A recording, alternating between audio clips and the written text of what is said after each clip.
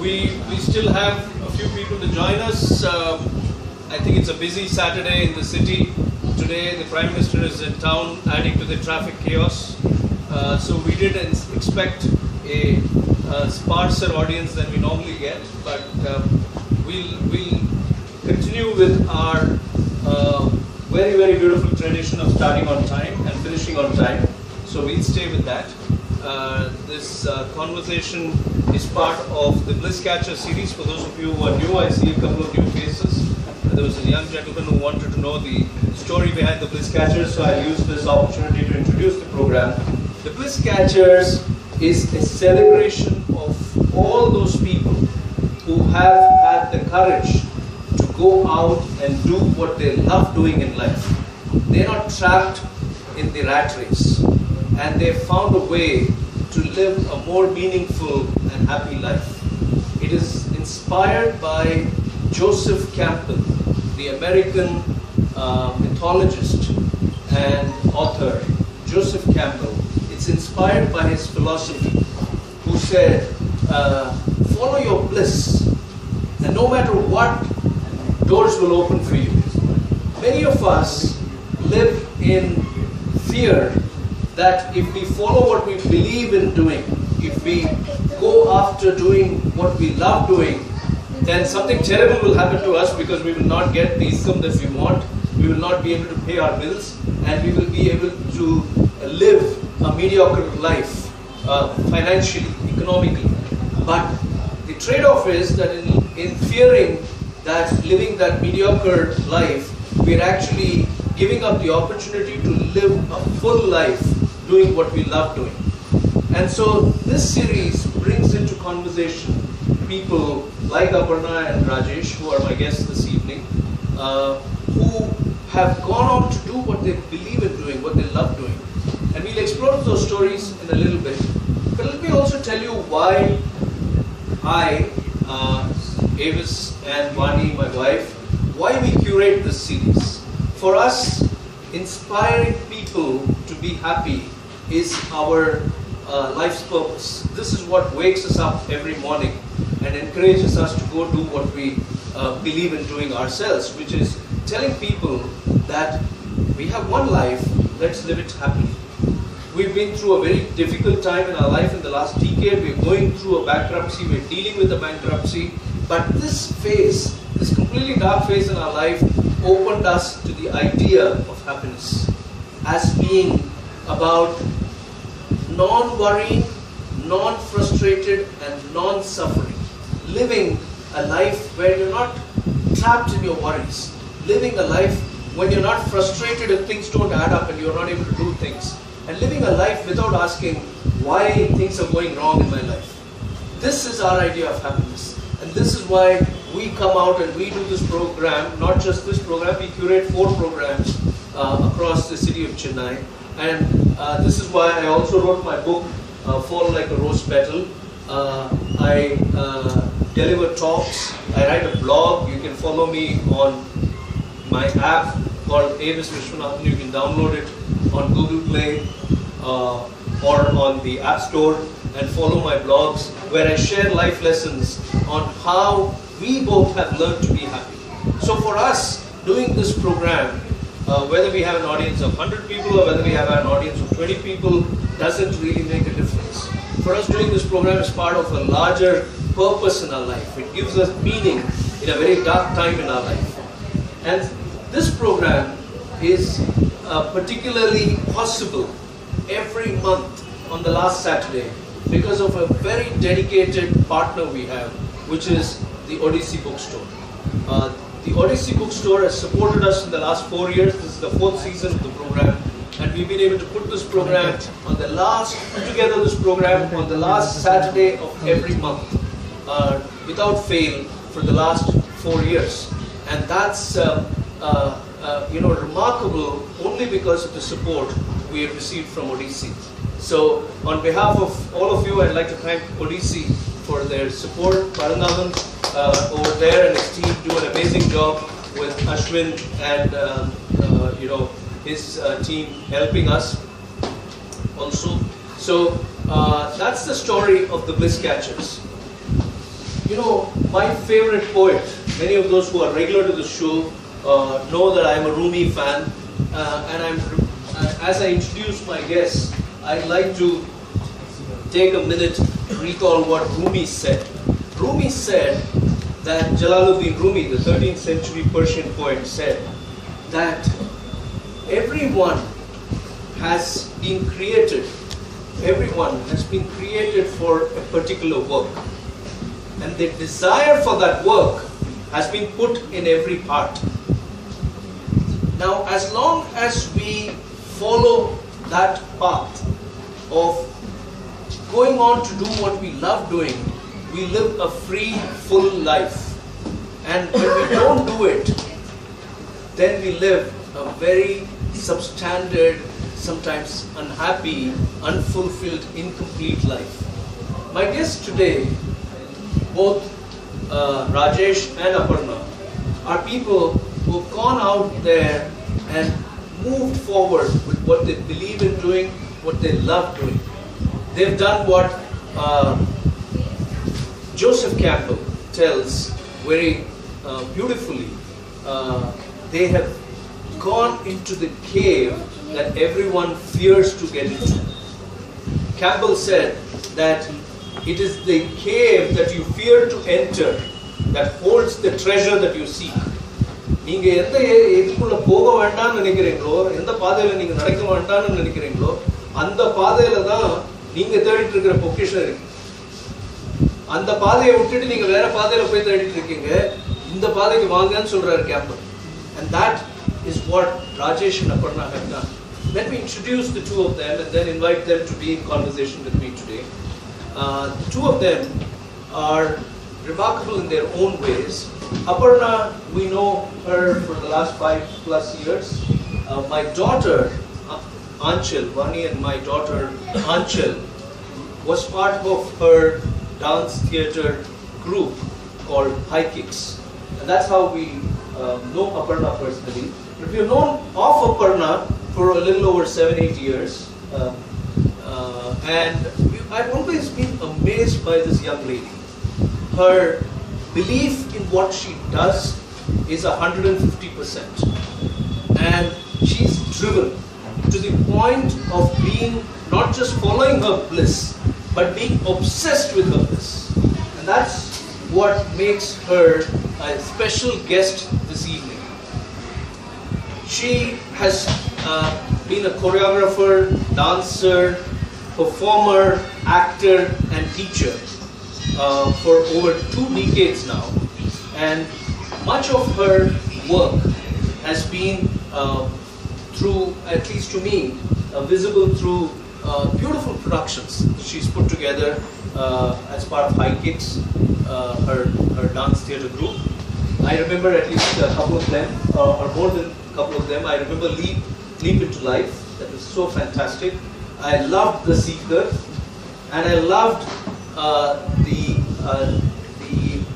I can't call it a remake, but an inspired version of The Great Gatsby, right? Called The Green Light. The Great Gatsby, the famous book by Scott Fitzgerald, and later made into a beautiful movie by Baz Luhrmann. And that was adapted into a dance theatre version, and I really loved it, The Green Light. And I have been following all her work and have always been wanting to have her as part of Bliss Catchers.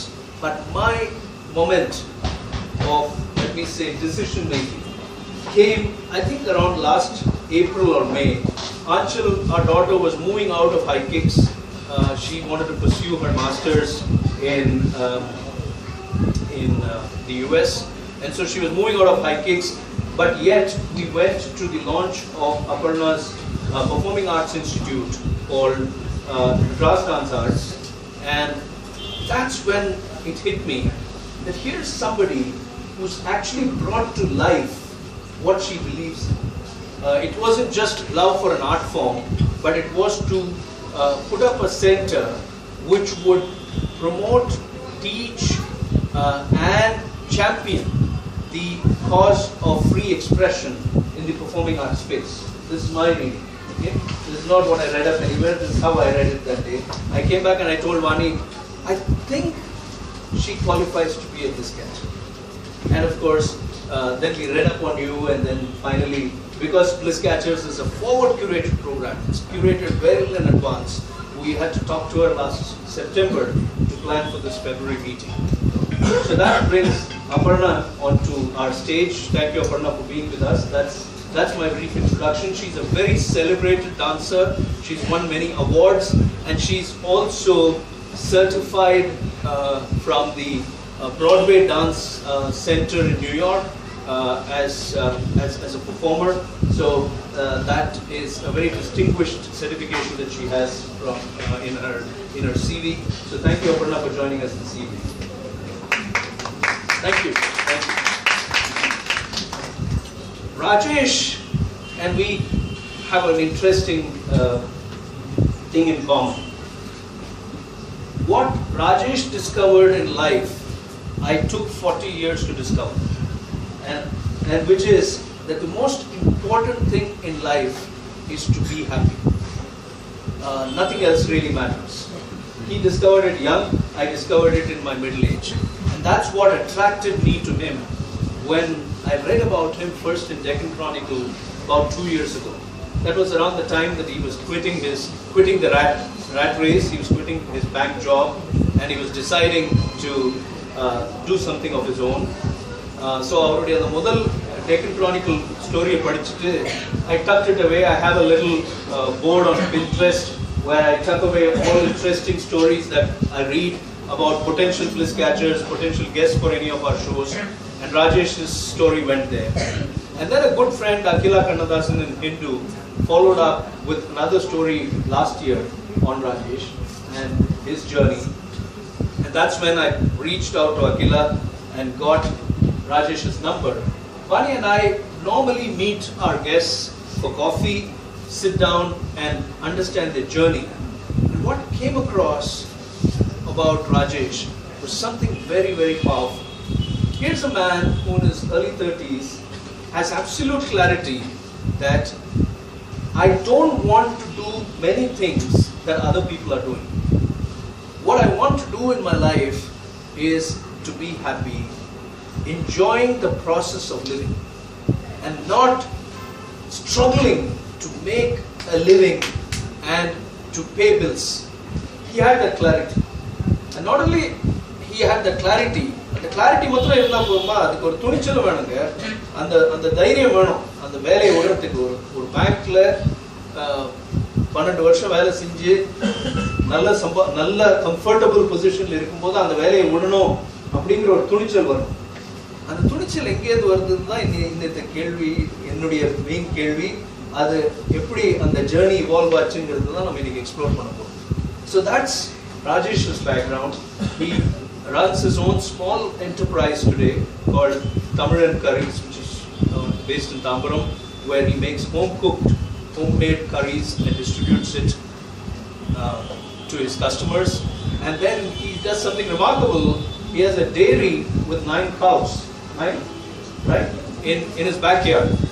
So he does something which is very close to nature in a very, very urban setting. In the heart of Chennai, he does this. So I'm again curious to ask how he balances all this, how he makes all this happen. So thank you, Rajesh, for accepting our invitation and being here. Very, very delighted to have you both on the show. Thank you. Please join me here, both of you.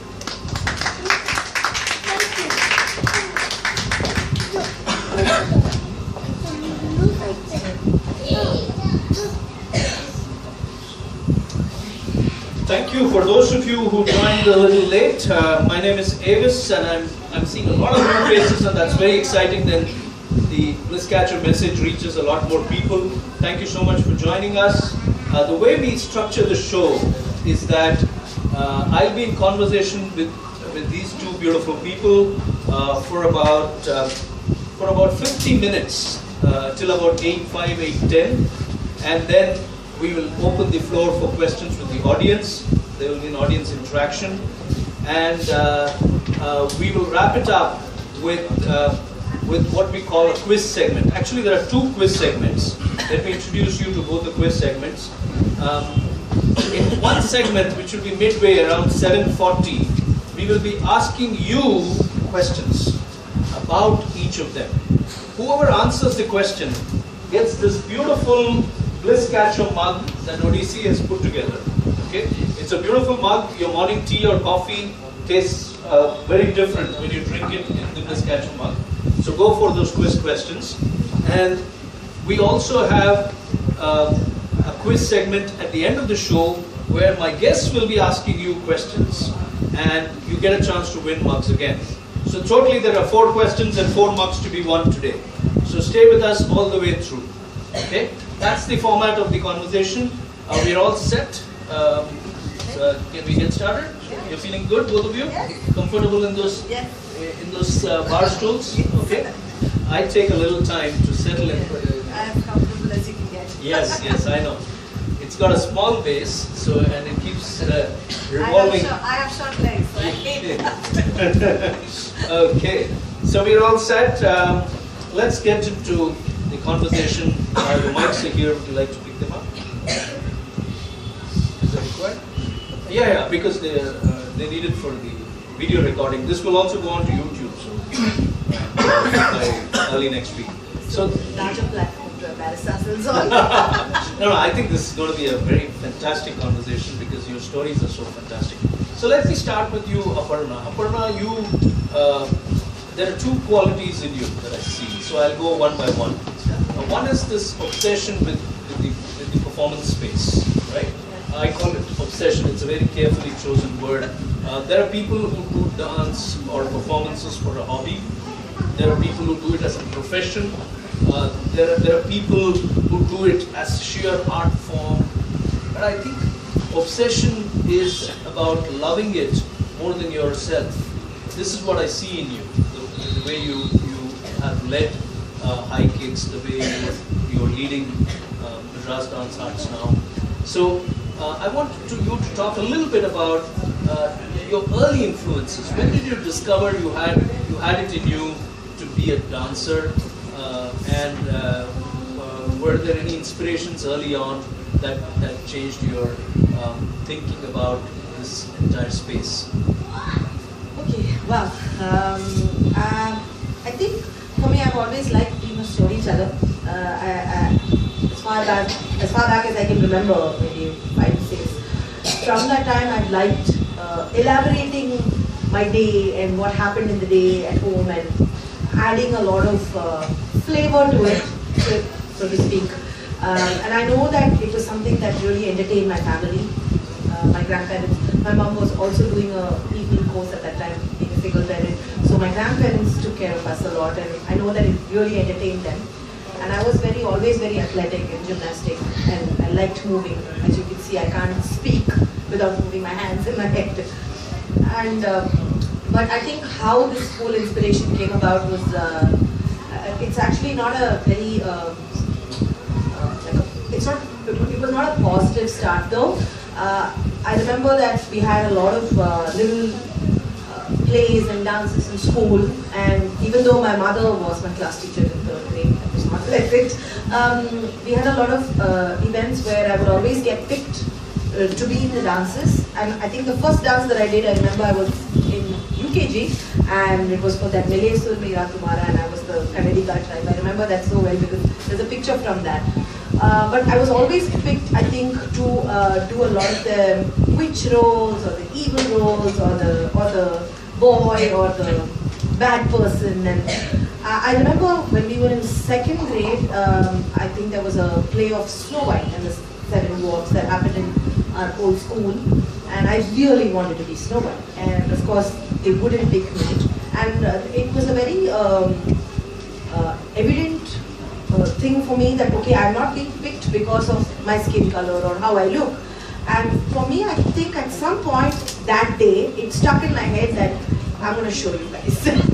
I think it started from there. Wow. But yeah, I started thinking about it, and that's, I must have been what, 7, 8, 9? 6, 7, yeah. And it started from there, but I never really thought about why I was so obsessed. And I have always loved music. My family is a very musically oriented family. So there was always a lot of different kinds of music, a lot of old Hindi songs, a lot Carnatic music, old Tamil songs as well, and bhajans and all of that. So I would always keep moving to all of these things, and I would shut myself in the room and dance, and that's kind of how it. I guess you could say that was my early influence, and then after that, watching a lot of performances, that helped to kind of fortify the belief that I have to be up on that stage. Fantastic. So early on. A related question is, typically in a South Indian context, in the kind of families that we grow up in, there is a conventional way of looking at performing arts, which is Carnatic music katuko, Bharatanatyam katuko, but you have carved out a niche for yourself, and you've all along been on the Western side, and you have great understanding and capability in jazz, ballet, Latin, contemporary, and you have also evolved now your own global dance fusion theme, right? Form of dance. So again, go back to the early stage and say why the person in you didn't look at the Bharatanatyam form, or did you do it at all? It's a very interesting story. This is a question that my mother asks, and then she's like, okay, I'm not going to ask you this question again. I did do Carnatic music 6 years. My sister did violin, and I had to do Bharatanatyam, sang at Tirupati Devasthanam and all that. Still love singing, just need to kind of get back to voice training. But I remember when I was in 6th standard, incidentally, one of your Bliss CatchersTM, Dr. Ambika, was teaching in school, and they had after-school Bharatanatyam classes. And I stood on one leg, I said, I have to go for these classes. In fact, the first class I went without my mother's knowledge. I came home and I got a dose for it. She said, you're doing one thing, focus on that. It was a very old school, traditional way of looking at it. She said, you're doing one thing, do it properly. Like, nobody in my family at that point was into dance. Obviously, later on she told me that my dad was the only person. He passed away when I was very young. So she told me that he was somebody who was, into dancing, so I probably got it from him. Nobody else danced. So she was like, and you just do, classical music for now. And many years later, like not many years, maybe when I was 15 is when I actually got into the Western stream and I joined a dance school. And she saw me performing a fusion piece on stage, and she said, oh, maybe I should have sent you for Bharatanatyam. Now that you've kind of decided this is where you're going, and I was like, kind of a thing, But so that's how it didn't happen. That's how it didn't happen. I still love Kathak very much, and if I do have the time, hopefully once my business kind of settles a little bit more, I would go back to it. You'll go back to learning it? Yeah. That's interesting. I'm going to come back to your story, but I'm going to go to Rajesh and his story. Rajesh, your story, what I want to start with is again your early influences. See, something like understanding life the goal line, where to go reach in life, what to look forward to in life. These things, many people are still confused. As I told you, in the 35th year, I was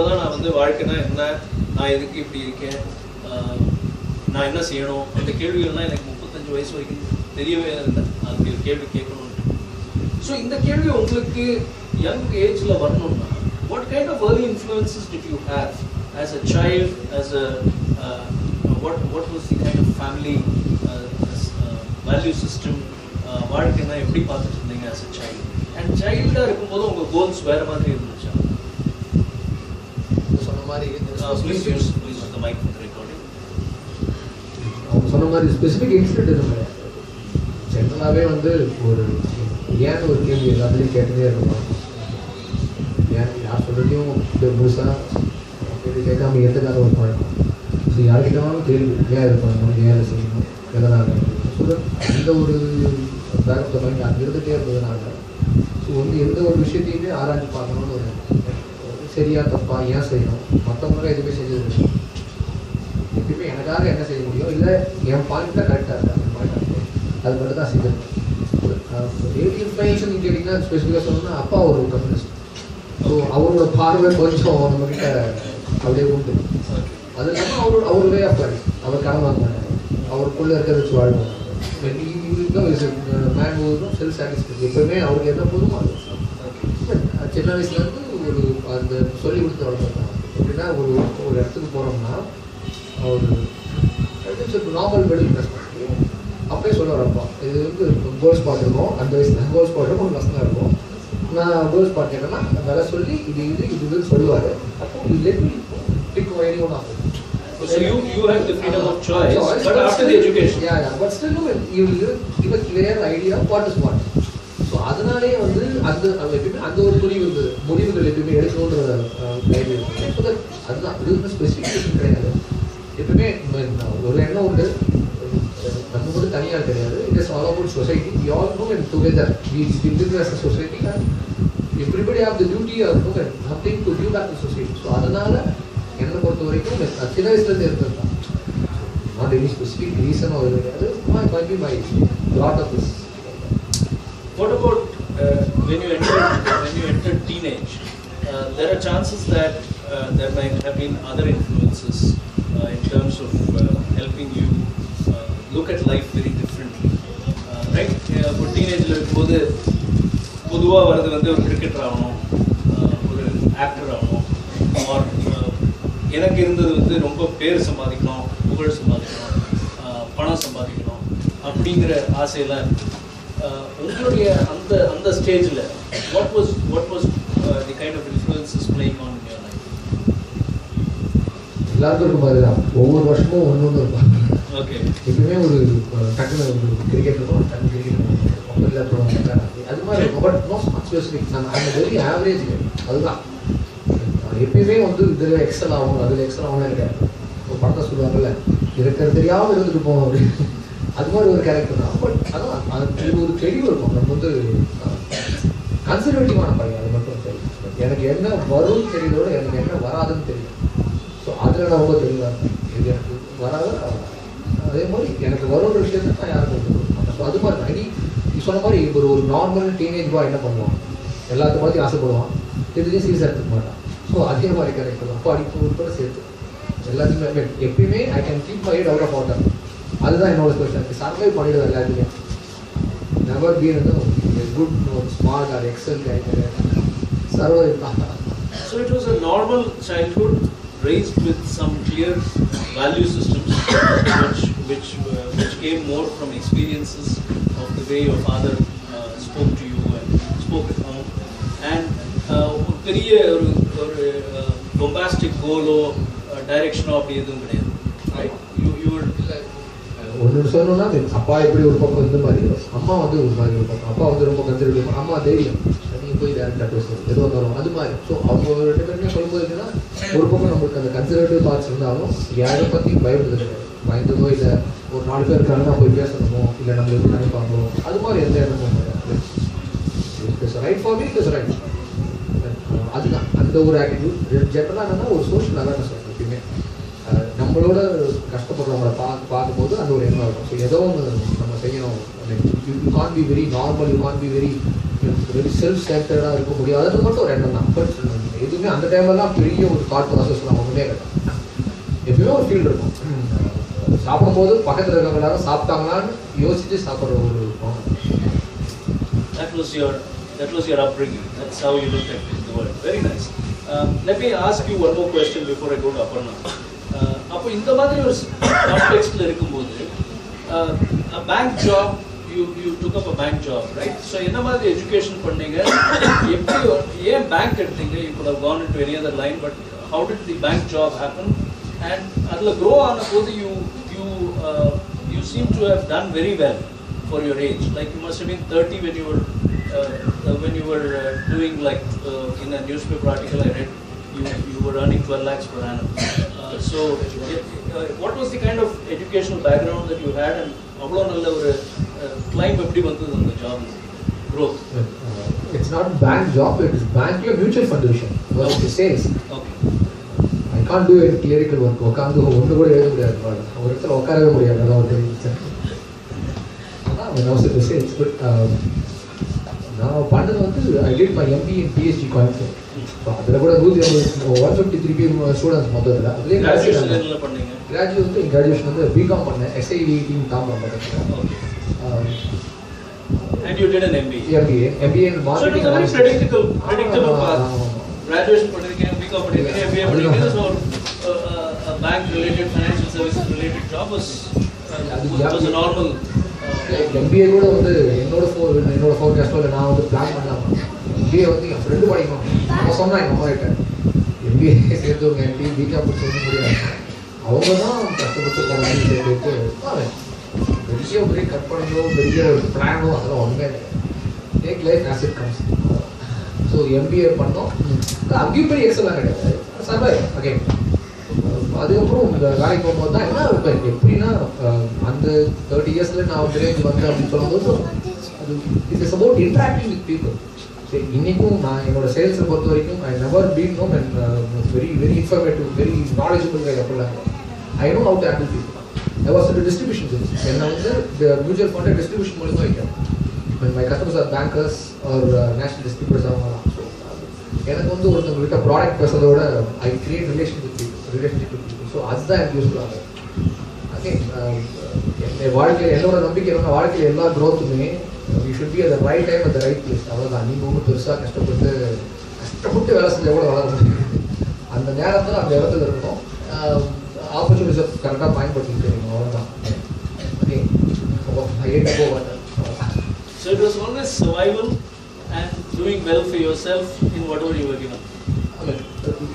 அப்படிலாம் பார்த்தாதான் but still சாதாரண ஒரு ego யார் எனக்கு தெரியும் என்கிட்ட கொஞ்சம் கெத்தாக survey.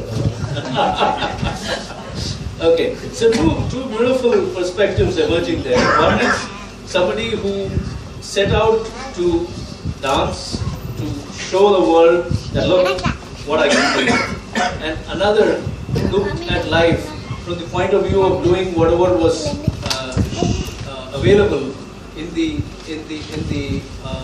circle of influence, taking that and doing it with the idea of bare minimum survival.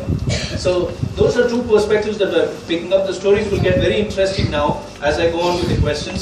Let me ask Aparna my next question, which is, how did you decide in your life when you are 15, 16, 17 and you work, you're pursuing training and learning an art form, okay? How did you decide that this is what I want to do for the rest of my life? Was it a big aha moment or was it an organic thing that happened? When I was 15, I wanted to be Britney Spears because I had learned singing and I had started dancing. So I was like, I'm going to be the next Britney Spears. I'm going to be a big pop star. That was in my head. But then it was more an organic decision because as I started performing, I realized that apart from just my love of being on stage, I think it was a love that developed. Because I was such a mover, I was an athlete before I started dancing. I liked the fact that how my energy felt when I was moving on stage, and I realized that that was something that I wanted to share with the world. And something that he said about how it's not just you, it's you in relation to people around you. For me, I wanted to just share that happiness. It was a very similar thought process at that point of time. I decided by 16 that this is what I wanted to do. I was very scared to tell my mom. But she knew how serious I was about it. But it was a process that happened in my first year of dancing. By the time I had reached the end of the first year, I was learning and performing at the same time. You were at that time with the John Britton. Yes. And so you learned from John Britton. Yes, I learned from him for about a year, and then over the course of the next 11 years, we had a lot of multiple teachers. So my influences were very many. Like we had people from around the world who came in, including the one of my most favorite classes and workshop sessions for 3 days was with Debbie Allen, who is huge. She choreographed the Oscars for about 11 years and she runs her own institute. She directs Grey's Anatomy. Okay. So she's quite a huge dance figure. She was in the original thing. So I had multiple influences who showed me a brand new world. But yeah, it was a very organic thing, and also a lot of goals. But in the first year, you said you had clarity that this is what I wanted. Yeah, it was very clear. So when you're I read up that you have a graduate degree from MOP Vaishnav, Yes. where you did BSc in visual communication. Yes. Yeah. Right? So you did what can be termed as a degree to save your skin. Okay. Actually, that was my mom and my sister's doing. They've been huge pillars, and 1 week after my board exams, I broke my right arm. So 2 hours before a show. So essentially the summer holidays after my board exams was me time spent in a cast. So I didn't really prep for any kind of college applications. I knew I loved history. I knew I loved English. I really wanted to apply for this drama, film and theatre course in Connecticut, but nobody would give a loan at that point of time for a performing arts course. So my mother tried, and to give her credit, she really tried with me. We went up and down, bunch of bands. Nobody said they would support. They said if it's science or medicine or engineering, we can give you a loan. So I said, okay, you know what, I'll shelve that. That's definitely going to happen at some point in time. And started looking at courses, and my mother and my sister, there was a neighbor who was teaching in the Viscom course at that point of time, and he said he was the So you went into that course. Yeah. But my question really was, with a degree, Yeah. wasn't there pressure to take up a 9-to-5 job to earn a living? How come you stayed for 11 years on the path of dance with John Brito? In between, you go to New York and get your Broadway certification. How did you stay the path? How did you stay away from the pressures that society kind of thrusts on people, young people who are just out of college? I think I'll have to give credit to my mom for that. She didn't put any pressure. She just said, I think you have to be at a point where you're happy with yourself. You're happy doing what you're doing, and you're not breaking any of the moral codes or ethics that I have raised you by. And after a point of time, after you're 17, 18, you have to develop your own moral code. And hey, you want to break it, you learn a lesson from it, your problem. I'll be there to support you. So my mom's always been hands-off like that. And I think that kind of helped. The fact that she let me make the decision, she let me come to the whatever I needed to come to. And it helped that at that point of time, I may not have been making a lot of money, but I was making some money every month performing. And my experiences were building me into somebody that I was liking. And I think my mother was also liking that. So she said, okay, she supported me. So it was a beautiful partnership between you and your mom. And my sister. And your sister to be who you are. So family played a big role. Yeah. That's a very, very important perspective.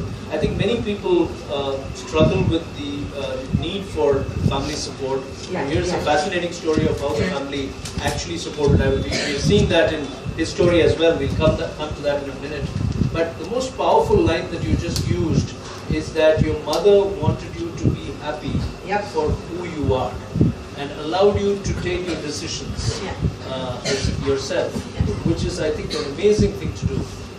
Many people don't ask young people what will make you happy. We ask people what will get you your next income. How are you going to earn money?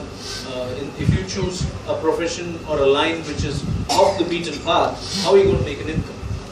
That's the question that gets asked.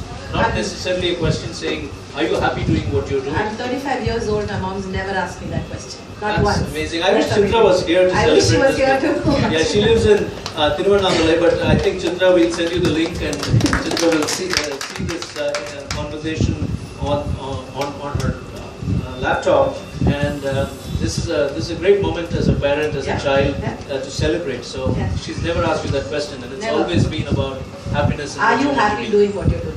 Fantastic. I have more questions for you, but I'm going to come back to you. I'm going to take a very quick break to come to the quiz questions, okay, which we're going to ask you people, and you can win the fabulous mugs. Are you all ready? And then we'll continue with Rajesh's journey. Rajesh's journey gets very, very exciting as we go along, okay? So let's ask you the questions. The questions are very simple.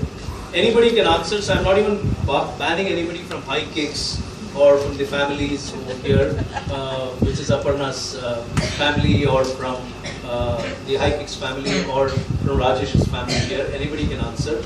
Okay? These are very simple questions. If you apply your mind to what was shared here as we opened today's session. Okay? So my first question is on Aparnaa. Okay? So those of you who know Aparnaa and who know high kicks, and those of you in the audience who are pretty cued in on what's happening, then you will be able to answer this. So your hands on the buzzer, people. Fingers on your buzzer. Okay? This is going to be easy if you've been listening in. Connect Aparnaa Nagesh with Amitabh Bachchan's Hollywood debut.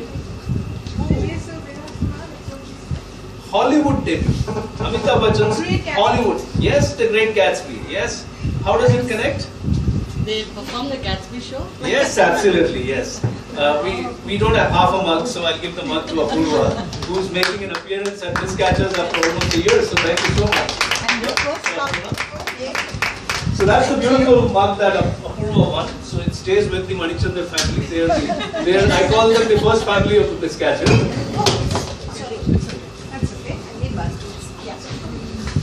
Okay, so let me explain the answer to you. So Amitabh Bachchan played Mayor Wolfsheim in Baz Luhrmann's Great Gatsby. That was his Hollywood debut. I think at the age of 70 he made his Hollywood debut. It was much talked about. And Aparnaa Nagesh's High Kicks dance company, they produced an adaptation inspired by the film. It was called The Green Light. And I said that in the introductory remarks. So that's why I said if you have been listening in, you will be able to practice. Now we come to another very interesting trivia-based question. Anybody can answer. Okay? Connect Rajesh with Priyanka Chopra's debut. Debut film. Priyanka Chopra's debut film. Connect Rajesh with Priyanka Chopra's debut film. Yes, sir. Absolutely. Please come forward. Please come forward. Yes, that's your mark. Absolutely right. Tamizhan and Tamizhan Curries. Are you a Priyanka Chopra fan? Oh yes. So am I. So hi. What's your name? Ram. Thank you, Ram. Thank you. எல்லாருமே சந்தோஷப்படுவாங்க Priyanka சோப்ராவை connect பண்ணோம்னா என் வாழ்க்கைக்கு ஒரு அனுபவம் வச்சிருக்காங்க. So Tamizhan Curries is the name of his enterprise, and Priyanka Chopra very interestingly made her screen debut, a film debut, a career debut in a Tamil film called Tamizhan, made in 2002, starring Vijay. It was a very forgettable film. Very, very forgettable. It's a balloon film. Balloon Udra film. Okay, so let's carry on. So those are the two mugs. Two more mugs await you when we come to the segment where we have the guests asking you the questions. Let's continue with the conversation. Rajesh. Before that, no man, you should get credit for framing a question. Nobody can sing it. Yeah, nobody would have thought. I wouldn't have thought. I sit at 3 p.m. with a cup of tea, and which is the mockest question I can ask in better way. All the mocker questions, but they're great connectors. Yeah. So a little bit of watching TV helps, watching films helps, and most of my questions are about films and TV. I marry my interest and you. That's what I do. Okay, so let's continue with Rajesh. Rajesh, my next question to you is, or a bank job, or a bank, a financial institution job, paying you a good salary, comfort level, you're married, you have family, all of that. What goes on in a person's mind like you about wanting to leave the job? எந்த மாதிரி questions எழுந்துச்சு அதை நீங்க எப்படி address பண்ணீங்க? Was it a long time you took to decide, or did you decide overnight இனிமே முடியாதுப்பா அப்படின்னு? So do you have any insights to share on that? வேலை விடுறதுன்றதுக்கு முன்னாடி I started something called Arad Foundation in 2009. And before that, blood donation very high. Because I have database with around 60-70 people who really they can donate. அது வச்சுக்கிட்டு அந்த விஷயம்லாம் ஒரு பண்ணிட்டு இருக்காங்க. At least வாரத்துக்கு ஒரு 2-3 பேர் பிளட் கலெக்ட் பண்ணி கொடுத்துருவோம். அப்படி ஒரு பக்கம் இருந்தது. கவர்மெண்ட் இது ஒரு அன்ஃபார்முலா இருக்கு, ஒரு ஃபார்முலா பண்ணணும், ரெகுலராக பண்ணணும் அப்படின்னு அரண் ஃபவுண்டேஷன், அரண் அரண் அமைப்பு தடுப்பு சொல்லுவாங்க. அது மாதிரி ஒரு பாதுகாப்பு. அது என்னன்னா ஃபினான்ஷியலி அண்டர்பிரைஸ் மக்களை வந்து 2 ஸ்டூடெண்ட்ஸ் வந்து தேர்ந்தெடுத்து அவங்களுக்கு வந்து காலேஜ் படிக்க உதவி பண்ணிருக்கோம். 2009 இப்போ we are ADG certified. வருஷம் வருஷம் ஒரு 30% 40% வரைக்கும் நம்ம ஒழுங்காக இது படிக்கலாம். நீங்கள் ஜாப்ல இருக்கும்போது ஜாப்ல இருக்கும்போது அது வந்து ஒரு தொடர்ச்சியாக பக்கம் அது. ஸோ இது ஒரு side right. Not about only my career. இந்த பக்கம் ஒரு பக்கம் நம்மளோட வேலை தான் வேறு பக்கம் ஒரு ட்ராவல் பண்ணிகிட்டே இருக்கும். அதுக்கப்புறம் தாம்பரம் மக்கள் கூடுன்னு இன்னொரு விஷயம். அது என்னென்னா அது என்ன பண்ணணும்னா ஏரியை க்ளீன் பண்ணுறாங்க. ப்ளஸ் வந்து அவேர்னஸ் பண்ணுறாங்க. பிளாஸ்டிக் யூசேஜ், வேர்ச்சுவல் வாட்டர் பற்றி அது மாதிரி ஒரு பக்கம் மக்களுக்கான விழிப்புணர்வு அது ஒரு பக்கம் பண்ணுது. ஸோ இது ரெண்டுமே நம்மளுக்கு இது இது இருக்கும்போது இது பண்ணும்போது இதெல்லாம் தான் பேக் ஆஃப் த மைண்ட் நம்மளுக்கு போகுது. ஸோ அப்போ என்ன ஆகுதுன்னா நான் என்றைக்குமே வேலை ப்ரெஷராக இருந்ததே கிடையாது. நான் வேலை சீரியஸாக இருந்ததே அப்போ தான் ப்ரெஷர் ஆகும். 6 மணிக்கு மேலே வேலை செஞ்சதே கிடையாது.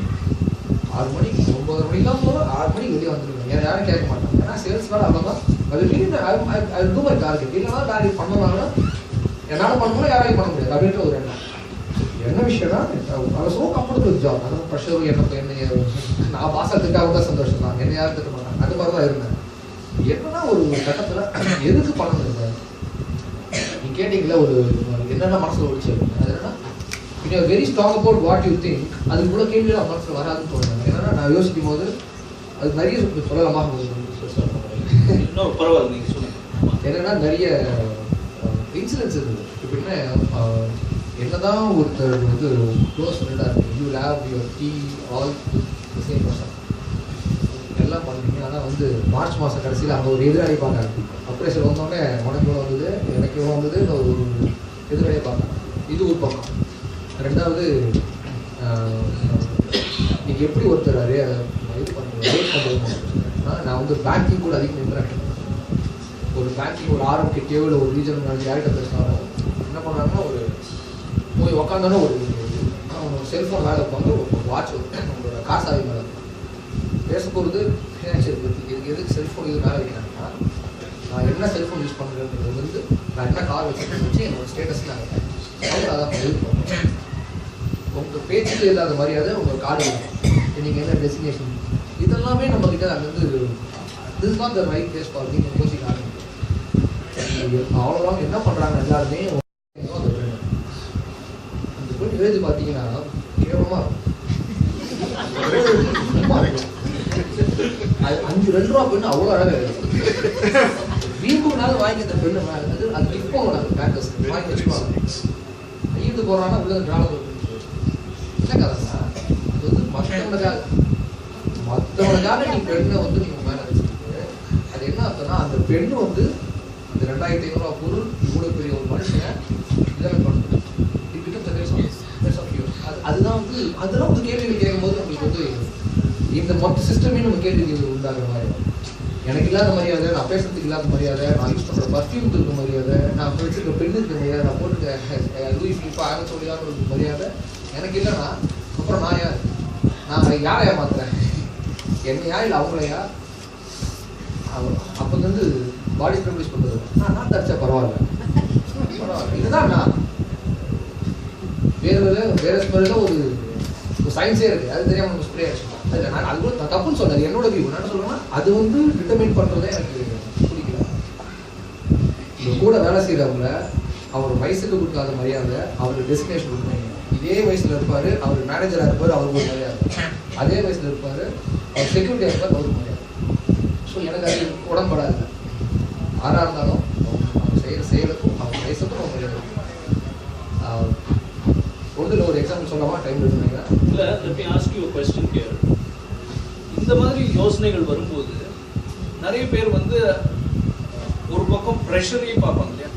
earning so much money and you're paying the bills every month. There is a predictability. கரெக்டாக அந்த 1ஆம் தேதி ஆனால் 5ஆம் தேதி ஆனால் you get the paycheck. So conceptually many people may be thinking, but இந்த முடிவு எடுக்கிறதுக்குள்ள துணிச்சல் எப்படி வந்து அதுக்கு ஃபேமிலி கூட பேசுனீங்களா, ஒய்ஃப் கூட பேசுனீங்களா, இல்லை தனியாக முடிவு எடுத்தீங்களா? நீங்கள் எந்த முடிவுமே எல்லாருக்கும் பேச எடுப்பேன். எந்த முடிவும் இருப்பேன். So what was the family conversation like? Family கான்வர்சேஷனை விட என்னோட கமிட்மெண்ட்ஸ் ரொம்ப கம்மி. சம்பாதிக்கிற காலத்தில் கூட அதிகமாக செலவு பண்ணுவோம். நார்மலாக தேவையான செலவாக இருக்கும்.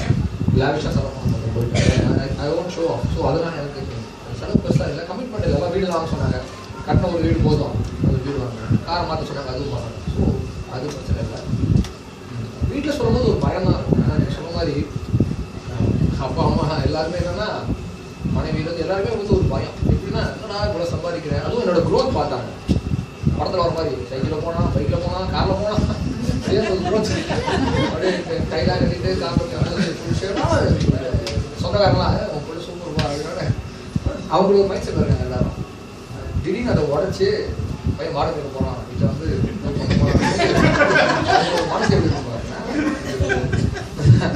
அவங்க வந்து நான் அதாவது நம்ம கனவை நம்ம வந்து ஜீரணிக்கிறது ரொம்ப ஈஸி. ஆனால் முடியாது ரெண்டில் போட்டு அவ்வளோதான். ஆனால் அவங்க எப்படி அப்படிங்க அவங்க வந்து புதுசாக திடீர்னு அவங்க ஃபைன் டே நீ சொல்கிறேன் அவங்களுக்கு வந்து ஒரு பயம் இருந்ததான் செய்யுது. ஆனால் அம்மாவுக்கு வந்து சுபிய மனைவி வரைக்கும் எல்லாருக்கும் ஒரு நம்பிக்கை என்னன்னா இப்போ இதை செஞ்சாலும் கரெக்டாக இருக்கும் அப்படின்னு அந்த மாதிரி ஓரளவு காப்பாற்றிருக்குன்னு நினைக்கிறேன். இப்போ அந்த டைமில் இப்போ காப்பாற்றுற மாதிரி தெரியல காப்பாற்றிருக்குன்னு நினைக்கிறேன். ஸோ அதனால் அவங்க என்ன பண்ணாங்க பார்த்துக்கப்பா ஒவ்வொரு ரிஸ்க்கு அப்படின்னு அதான் சொல்கிறேன். சின்ன வயசுல 2016 you February you quit. ஆமாம் 2016 February around that time. February 4th. February 4th. That was a moment of liberation. அது ஒரு மாதம் தான் போனஸ் வந்துருக்கும். But you left that money and came back. அது என்னன்னா ஒரு சின்ன ஒரு இஷ்யூ மாதிரி ஆஃபீஸில் பேச ஆரம்பிச்சிருக்கு. நான் சொல்ல ஆரம்பிச்சிருந்தேன். அது ஃபைன் டே முடிவு பண்ணிட்டேன். Come on this is the point. தள்ளி போட்டால் நீ தள்ளி போயிட்டே இருப்ப. This is the last day of practice. Come on. Fantastic. So my learning from that part of the conversation I had with him is that when the restlessness grows in you, you have two options. One is you can ignore it, pretending business as usual, which is earning a living, is more important than feeding your soul. Okay, that's the learning I'm picking up. Or you can feed your soul. அது உள் மனசு என்ன சொல்லுது, இங்க என்ன சொல்லுது, அதை நம்ம கேட்க ஆரம்பிப்போமா அல்லது நம்ம direction of earning a living பார்ப்போமா? I think that is the important point that he took a call to listen to his soul. உள் மனசு என்ன சொல்லுதுங்கிறது he heard it, and of course the family's support in a big way. The other thing came in the end of that conversation again, that if you keep postponing your happiness, you'll find reasons to postpone it more. So the 1 lakh was on the table, but he said, no, I don't want it, I'm walking away. I think that's a very, very important point in your life. Very important point. I don't know, life might have been different if you had stayed back for that 1 lakh, right? We had another Bliss catcher who shared something very similar, Mahesh Venkateshwaran, last year. He was running a $1 billion business for Cognizant, and he decided to quit his job in Cognizant, but his boss said stay 1 more year, and so he stayed 1 more year. And when it came to again quitting, his boss said stay 1 more year, and there was a lot of money put on the table in terms of stock options and all that. And Mahesh took pretty much the call that Rajesh took, which is if I stay 1 more year, then it'll be endless, and life is ebbing away. He was 48, of course. Mahesh belongs to my generation, and Rajesh is much wiser at a younger age. So thank you, Rajesh, for that perspective. Aparnaa, let's come to you. What led you to set up High Kicks? What's the philosophy behind High Kicks? So you're working for a dance company, or with somebody like John Brito, then you go to New York, you get your certificate of excellence, you come back and you set up High Kicks. What's unique about High Kicks is it's an all-girls dance ensemble. And what is the philosophy that drove you to step out on your own?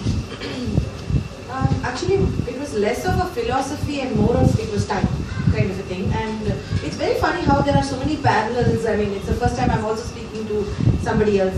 It's interesting for me to meet people who've also done similar things in terms of, like, you chose to walk away from so much money. It's interesting to talk to Bliss catchers. Yes, it's interesting to talk to Bliss catchers. It was kind of similar at that point when I had already been with the company for 12 years, and it was comfortable. I was making my money every month. It may not have been like a large sum of money, but it was a comfortable sum of money.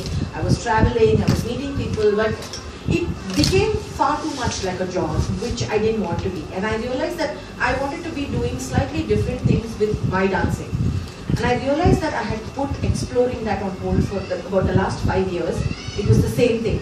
Next year I quit, next year I quit, next year, 1 more year. So you were performing But you're not creating. I was not creating, and I was, I think I was deeply unhappy for about 4 years. And surprisingly, again, my sister noticed it, and she said, "You don't look happy dancing anymore." And that sentence really like struck me. And I just put all the money that I had saved, took help from my granddad, and went to study and came back. And it was always at the back of my head that through my 12 years in the company, every year I saw a different batch of girls coming. Because invariably they would be doing it as, yeah, you know, through college, something fun, part-time to do, blah, blah, blah. But what is actually convincing or influencing them to do this and pursue it with a passion? I was not seeing that, especially towards the end of my career. It became too much like a, yeah, you know what, I can join this company, I'll make some money for some time, and then I'll quit and I'll go do a job or whatever. It became like that.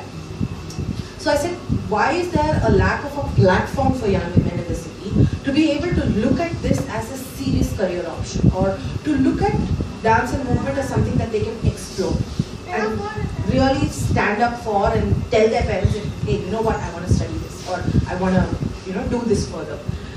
So I started hikings, and in the first year we were a little bit like all over the place. I didn't know what I wanted to do. I mean, I had a vague idea, but there was no clarity. It took 1 year of being in existence for me to kind of organically decide, this is something we will do, this is something we will not do. But it was always there in my head that I wanted it to be an all-girls ensemble, because I feel like somewhere there is a specific energy or power that comes from having a lot of women work together on the same thing. And now there are a lot of documentaries about it. This wasn't because now it's such a popular subject. Women make better managers. It's just a proven fact, or rather more empathetic managers, or better leaders in terms of certain qualities that they have. And it's always misconstrued that if you put a bunch of women together, young women in a room together, there's going to be a lot of catfighting and nastiness. And I said, you know what, let's prove them wrong. And I tried something, and it seems to be working. We're at a point where, yeah, we're able to be transparent with each other and not have to resort to that kind of nasty infighting or catfighting that one would expect of a large group of young women.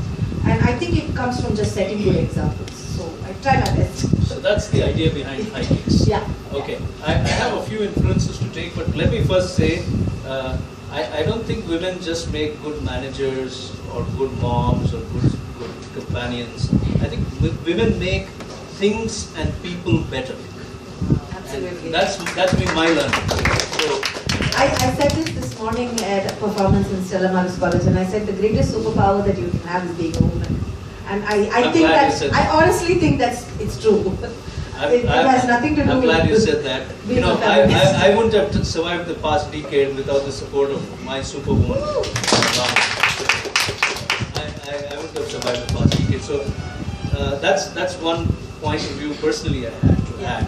But coming back to your story, I think you're just too blessed to have a mom and a sister who keep showing you a mirror about what it means to be happy, truly happy. Yep. And I think the most important takeaway for me there was your sister asking you, you don't seem to be happy dancing anymore.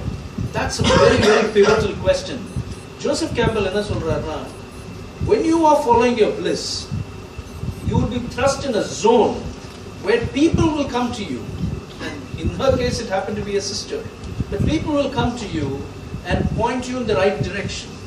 And all you have to do to invite those people into your life is for you to be in the zone of your bliss. If you stray from the zone, then the people are not available. So I think that's a very, very pivotal question, that moment in your life. But to run a dance theatre group company is one thing. And to start an institute like Madras Dance Arts is something else. Yeah. One is the rigor of education of any form is demanding. Yeah.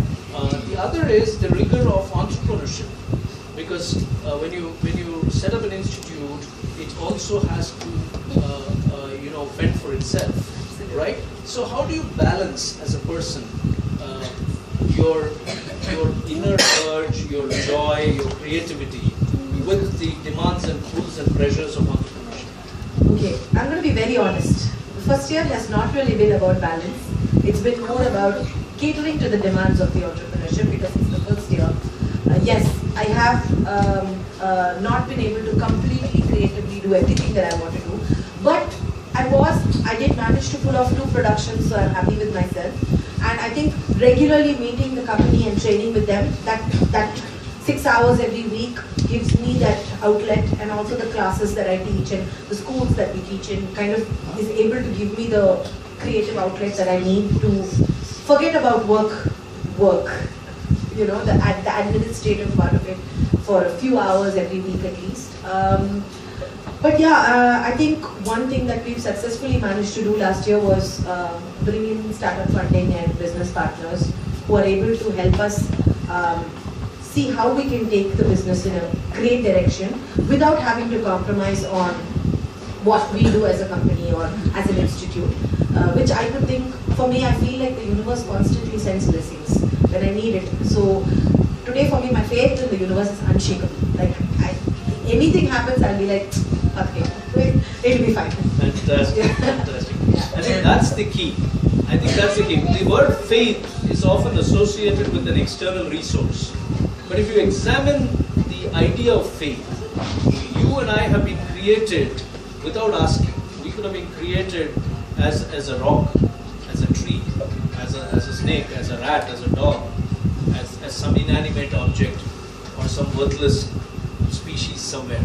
You know, I don't think any species is worthless, but in a human system, you know, we are much more evolved to look at it that way. But you have been created human. There is a reason behind it, and that creation, the idea behind creation itself, the intelligence behind creation, has made you who you are. That's what makes Rumi say that every person has been created with an idea of a work in that person. You have to feed that desire and go after it. So if you have been created, you will be looked after, you will be provided for, you will be cared for. That's faith. And I'm glad you said that, because in any journey there are going to be upheavals.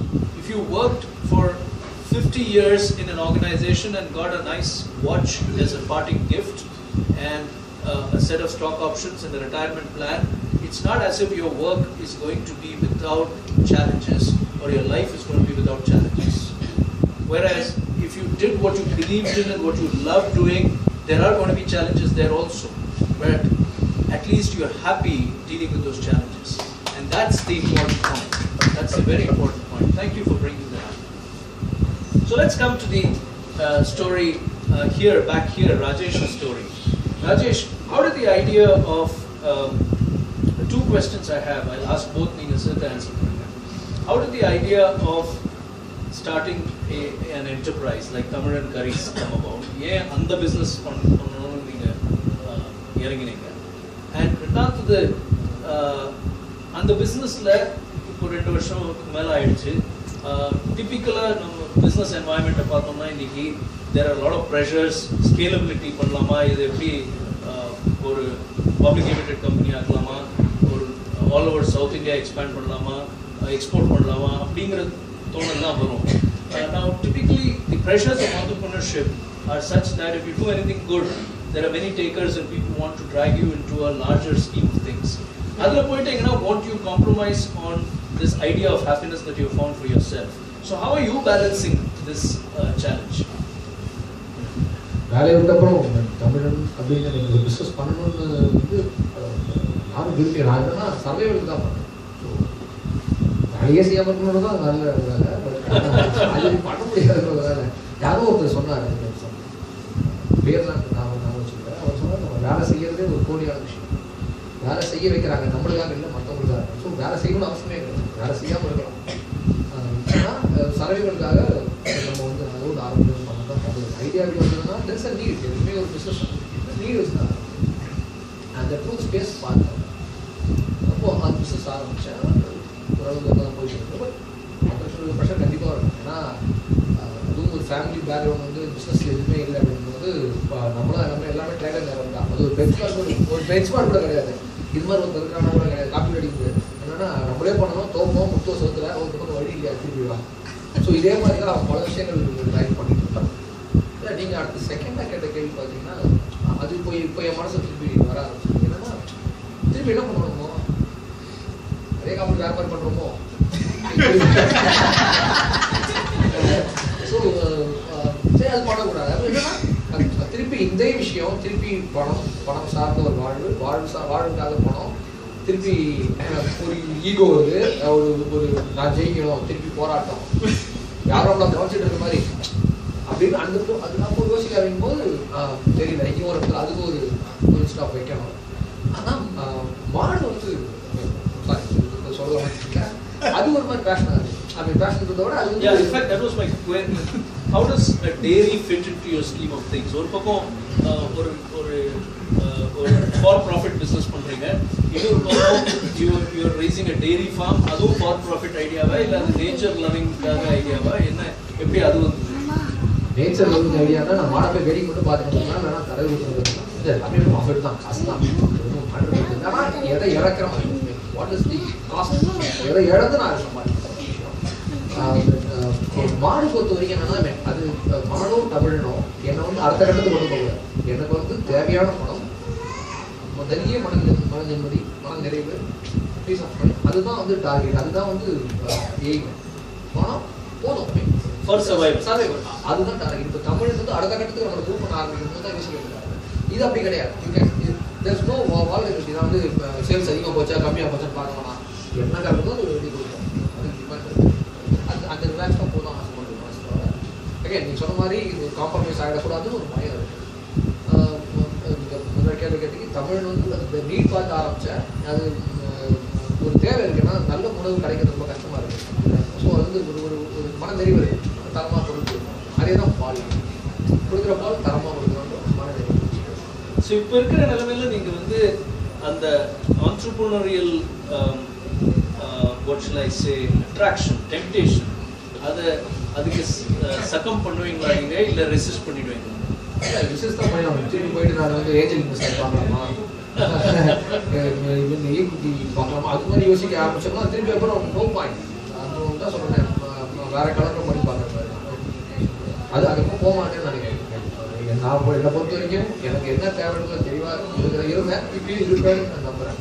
திருப்பி ஓடி போய் திருப்பி monthly sales ஆச்சு, காய்கறி ஆச்சு, யாரை manage பண்ணலாம், இதுவாச்சா, அது மாதிரி திருப்பி போய் விடுறதுக்கு என்னோட எண்ணம் என்னன்னா ஒரு ஸ்ட்ரக்சர் ரெடி பண்ணணும் வீட்டில்.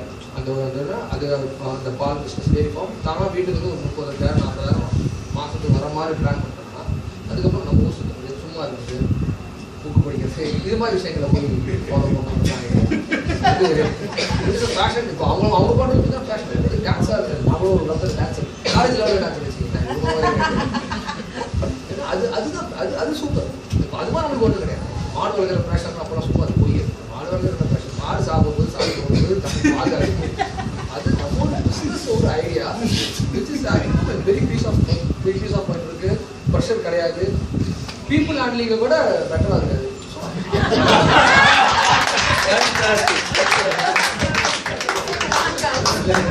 அது போய் சொல்லாது, காமிச்சிடும், மறைச்சிடும், வைக்காது, பின்னாடி போய் ஒன்று பண்ணாரு. I think in his candor, அவருடைய உண்மையில பல கருத்துக்கள் இருக்கு. What I am picking up is something very simple. Are you living in order to make ends meet, earn more so that you can spend more, or are you living to live a full life? The crux adula dhaan irukku. Tamizhan Curries grow ஆகுது, அதுக்கு growth, அந்த growth pathல நம்ம போனோம்னா தப்பு இல்லை. Lot of capitalists do it. Lot of people, I mean, we wouldn't be having many of the consumer comforts today if it had not been for right thinking capitalists reaching products and services to us. So I'm not against the idea of capitalism for profit, but here is an individual idea, and that's an important question we have to ask ourselves. Are we doing something because we love doing it, or are we captive trying to do something to earn a living? I think he's broken that jinx. He's got the clarity that in doing the dairy farm and in running Tamizhan in a small circle of influence, he's getting enough to take care of his family, and in the time that he has remaining, he wants to live a full life. That's a very important learning, and I'd like to take that away from him. Thank you. Quick questions to Aparna and to Rajesh before I open the floor for audience to interact and ask questions. Quick question. In these, I have an important question for you, then I'll come to the quick questions. I just remembered I've not asked you a very important question. In following your bliss, does being single act as an advantage? You've been single, and is and a single woman, and a matter of great pride that you are doing so many things that you're doing. But is that an advantage? How do you see it, or is my question wrongly placed? I wouldn't call it an advantage or a disadvantage. According to me, it doesn't even need to be a point of conversation, but I'm glad you brought it up. Because I find that it's not like I'm never going to get married kind of a choice that I made. It was just that I know that I'm a very, very eccentric person, and my mother's the kind of person who's like, please find somebody for yourself, I can't be bothered to look for you. Because I know that you have your, choices and options that you would like. Just remember that you need to pick somebody who's really, really stronger than you as a person, because you're of how strong you are and have always been. And it just hasn't happened. My faith in marriage as an institution, in companionship, is very strong. I'm actually a huge mushpot, I'm a huge romantic. But I also think that it should be for the sake of companionship, or because you really want to be with that person, and not because, you're 35, you should be married and have churned out 2.5 kids by now. That cannot be the reason, according to me. Also because like you said, it's been an obsession almost. My first love and all of my focus has been only on work. I think now I'm at a point where I'm ready to, also explore and maybe spend time doing other things on me. I do meet a lot of people, so it's not like I don't have a full life. I do generally go out. I try to have a more balanced life, but I also think that I like the balance that I have in my life now. Thank you for that, whoever clapped. But yeah, I think that it is hard sometimes, especially in a city like ours. Like I was telling you, it's been hard finding an apartment to stay in. It's hard when you have to deal with people in government halls where you're doing a show, because they won't even look up and respect you as a woman until you've done 2 shows there, for which I have to have a male presence along with me. Those are some things that sometimes irritate me, and the fact that they don't always respect you and talk to you because you're a woman. And it does happen. I know there are a lot of people say, I don't think it happens in this day and age. Not true. It does happen a lot.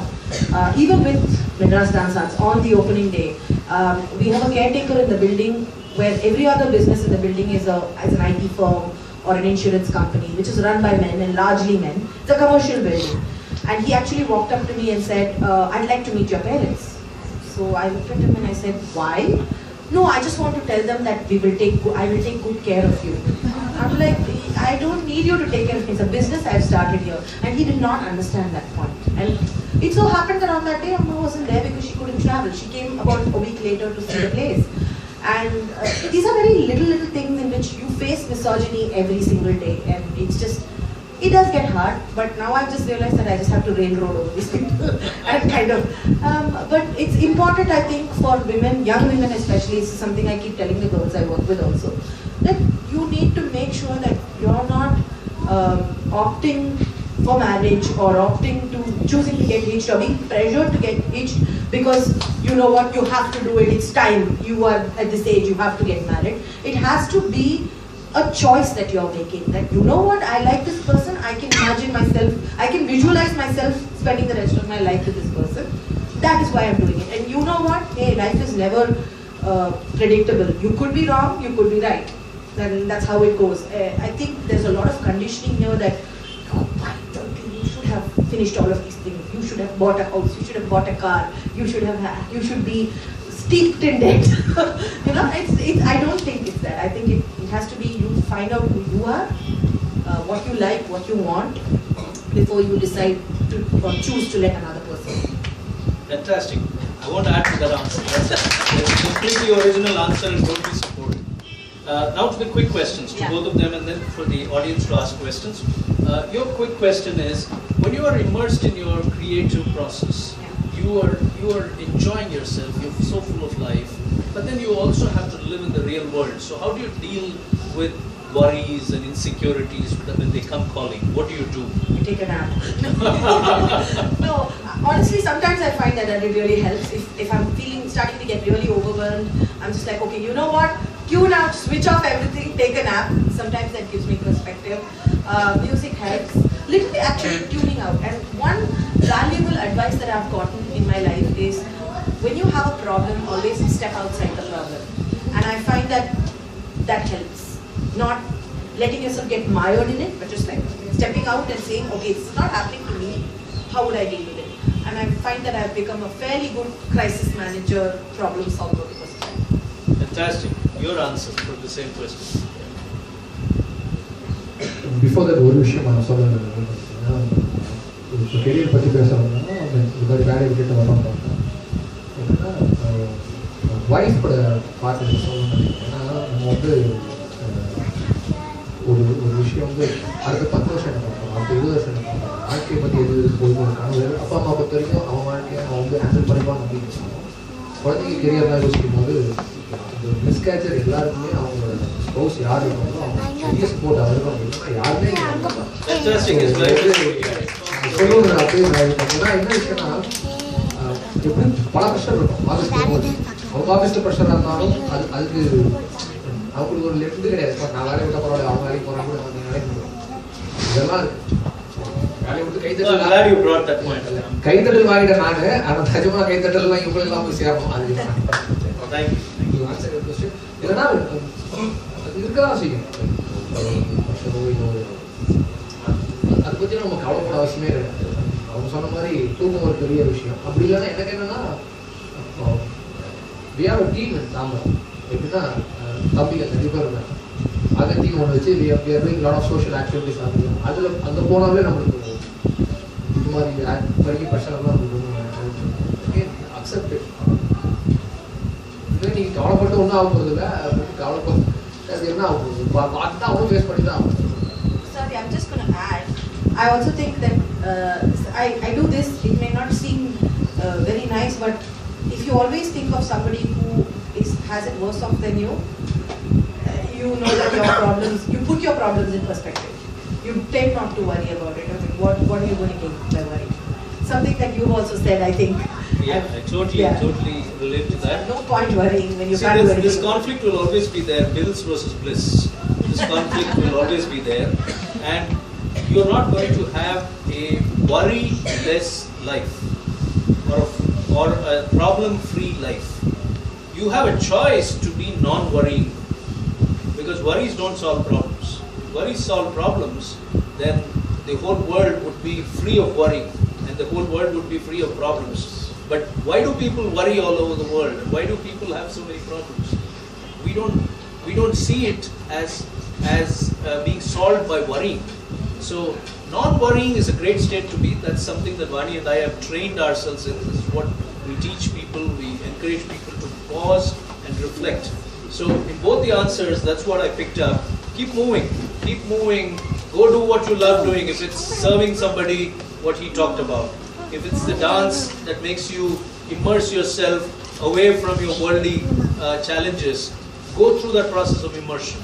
That's healing. And that's very important to achieve that state of non-worry. Okay? One more point. Yeah.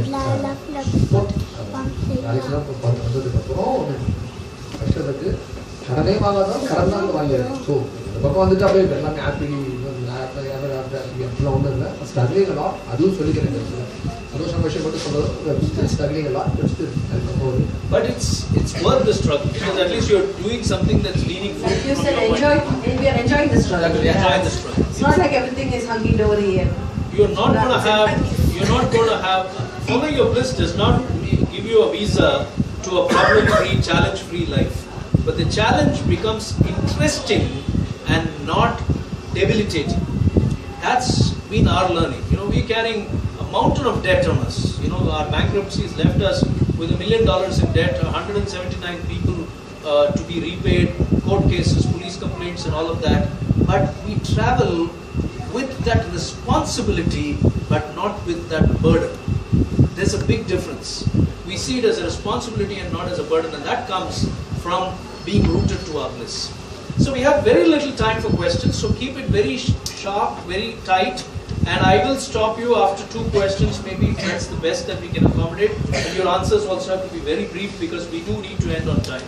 Yeah, the first question there and the second question there. Two hands have gone up. Yeah.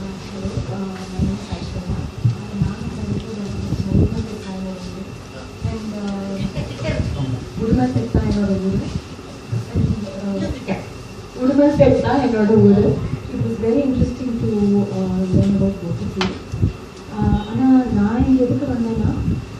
Actually, in the hard work so, எனக்கு என்ன தெரியணும்னா இப்போ எனக்கு இங்கே நிறைய பேருக்கு அந்த doubt இருக்கும் உடம்பாலையும் மனசாலையும் கஷ்டப்படுற அனிமல்ஸ் அவங்கள பற்றி தெரிஞ்சுக்கலாம் நீங்கள் எவ்வளோ கவுஸ் வச்சுருக்கீங்க அண்ட் ஒரு இம்பார்ட்டன்ட் கொஸ்டின் என்னன்னா எப்படி கவுஸ் ப்ரெக்னென்ட் ஆகுது is it with their concern that they get pregnant again?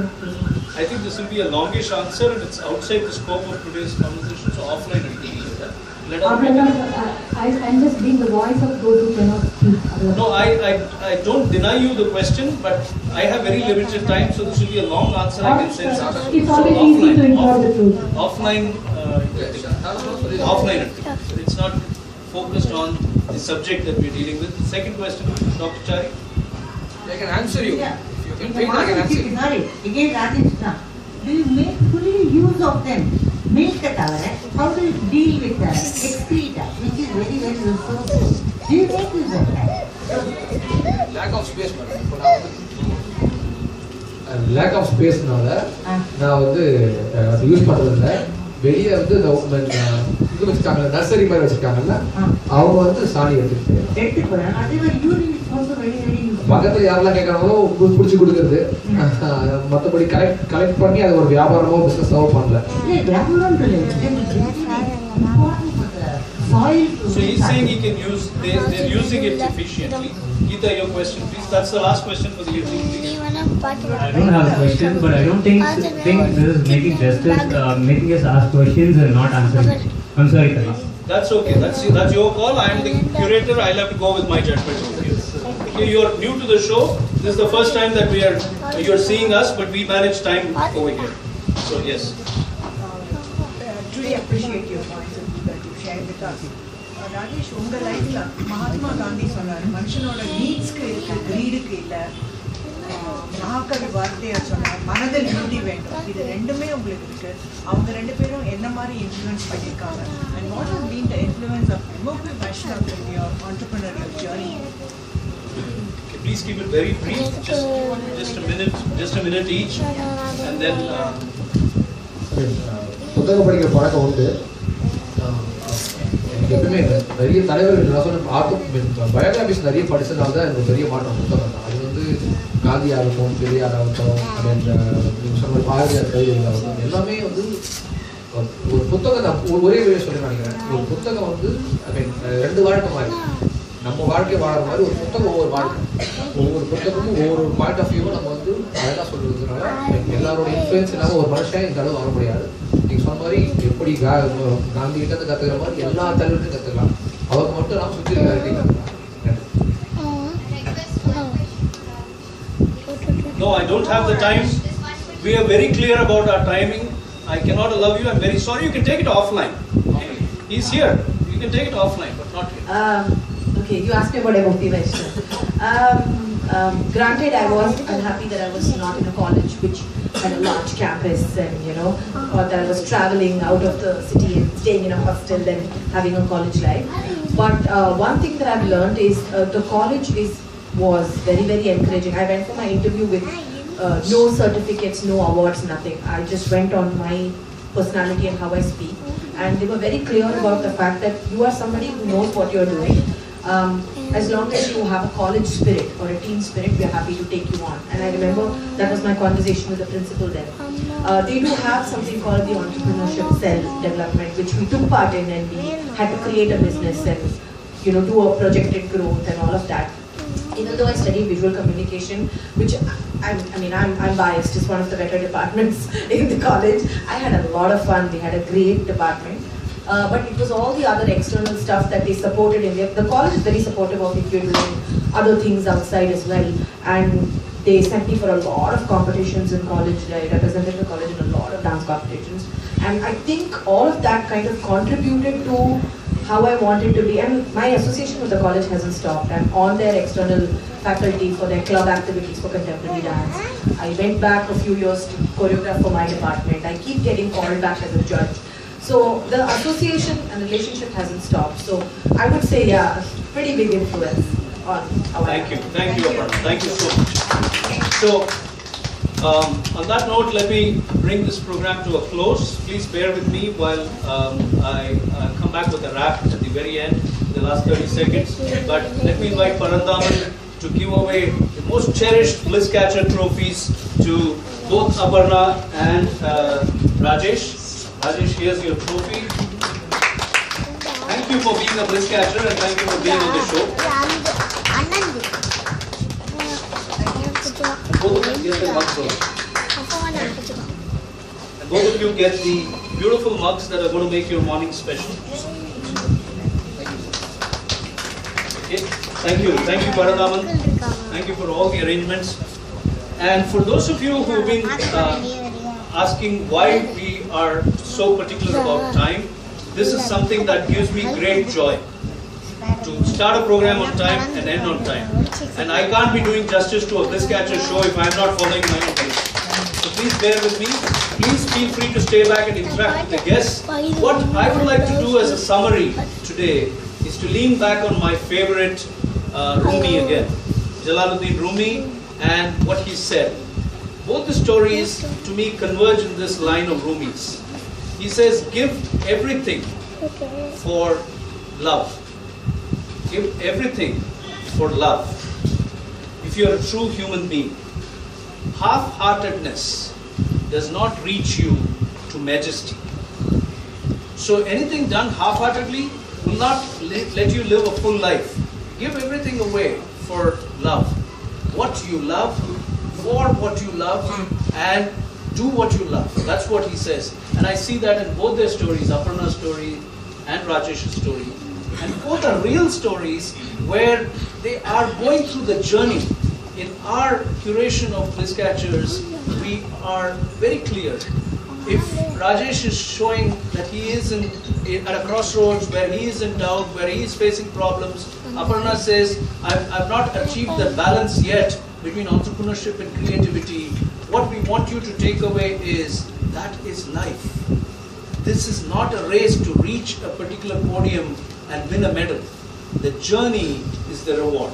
And that was reiterated by both of them in their stories today. Thank you so much for being here. Oh, we forgot the quiz segment? Okay. We still have quick quiz. Okay. You should have reminded me when the second question was being asked. I'm so sorry, we forgot. Okay. I've ended the program, but we'll still finish the quiz part of it, because we don't want you to go away without the mugs. So, Aparna, your question, please. Okay, this is a dance-related question. Whoever puts their hand up first gets the mug. Yeah. You're not allowed to answer, Lavi. Okay. Which is the dance style where you're required to put a metal plate on the base of the shoe? Yay! Yes, sir. Yes. I'm actually referring to a Western dance form. Tap dance. Who answer? Yeah. Okay, Arvind. What is the answer? Tap dance. Tap dance. They are referring to the tambalam, the shoe. Okay. Thank you. And the next question, the last question. அவங்க அறிவாளத்தையுமா கேள்வி எனக்கு தெரியல. ஒரு trust வச்சிருக்கேன்னு நான் சொன்னேன். அது பேர் ஞாபகம் இருக்கா? Yes, please come forward. A young man who felt he was denied the question, but we'll give you the mug. But thank you for bringing that up. Yes, thank you. Thank you. I respect your point of view too. Thank you for being here. Okay, ladies and gentlemen, next month, last Saturday, we have a fantastic Bliss Catcher duo, a dancer who came to Chennai with just 17 rupees only to learn dance and has survived the big city, and her name is Jagisini Chatterjee. Her picture is down. As you go down, you'll see the standee there. And a person who gave up a government job as being the administration superintendent in the Tamil Nadu Police Department, Dr. Lalita Santanam, and went on to do her PhD in music. So we have a dancer and a singer next month, two different generations, fantastic stories. Last Saturday, March 31, 7 p.m. If it's happening at Odyssey. Please be with us next month. Thank you.